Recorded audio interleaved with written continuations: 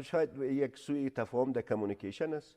ما یک مقدار امکانات در اختیار ولایت محترم ایلات، چون هرات یک جایی است، یک دروازه است، دروازه هم تمدن بوده در طول تاریخ و فعلا هم دروازه آمدن وایرس در افغانستان شده. از اون لحاظ ما به هرات نسبت به هر جای دیگه توجه بیشتر میکنیم. ما به ولایت هرات در حدود 10 میلیون افغانی انتقال دادیم، در حدود 12 میلیون افغانی دیگه تجهیزات برش روان کردیم، 5 میلیون افغانی دیگه هم دیگه تجهیزات برش روان کردیم. گفتیم هر قدر امکانات مالی که شما کار دارین ما کاملا در اختیارتان هستیم، برات روان میکنیم.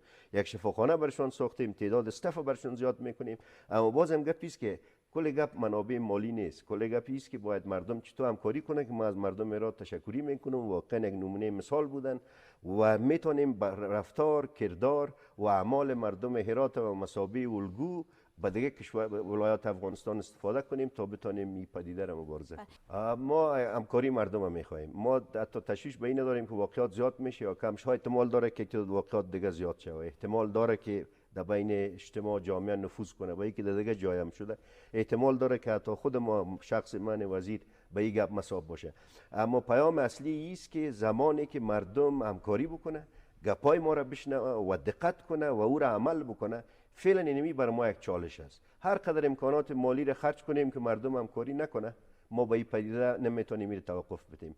و اگر مردم همکاری بکنه، صادقانه بر طرز میکنم که بسیار بزودترین فرصت این وایرس در افغانستان توقف خواهد کرد.